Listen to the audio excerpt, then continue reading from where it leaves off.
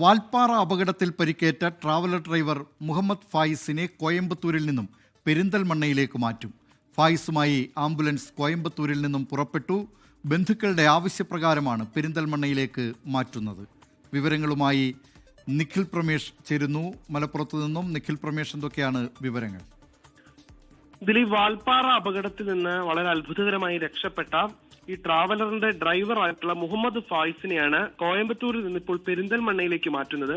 ഇദ്ദേഹത്തിന്റെ ആരോഗ്യനില നിലവിലത്തെ സാഹചര്യത്തിൽ അവിടെ നിന്ന് ഷിഫ്റ്റ് ചെയ്യാൻ പറ്റുന്ന തരത്തിലേക്ക് മാറിയിട്ടുണ്ട്, അല്പം തൃപ്തികരമായിട്ടുണ്ട്. ഈ സാഹചര്യത്തിലാണ് കോയമ്പത്തൂർ മെഡിക്കൽ കോളേജിലെ തീവ്രപരിചരണ വിഭാഗത്തിൽ നിന്നിപ്പോൾ പെരിന്തൽമണ്ണയിലെ സ്വകാര്യ ആശുപത്രിയിലേക്ക് ഫായിസിനെ മാറ്റുന്നത്. ഇതിനോടകം തന്നെ അവിടെ നിന്നുള്ള ആംബുലൻസ് പെരിന്തൽമണ്ണയിലേക്ക് പുറപ്പെട്ടിട്ടുണ്ട്.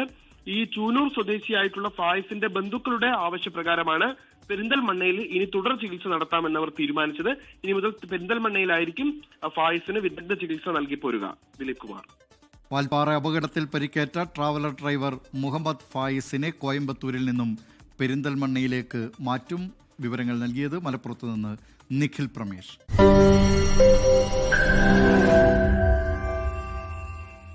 ലോകത്തെവിടെയായാലും ഏത് സമയത്തും 24 വാർത്തകളും ഓഗ്മെന്റഡ് റിയാലിറ്റി പാക്കേജുകളും എക്സ്പ്ലെയിനറുകളും വിശദമായി കാണാൻ ഞങ്ങളുടെ യൂട്യൂബ് ചാനൽ നിങ്ങൾക്ക് സബ്സ്ക്രൈബ് ചെയ്യാം.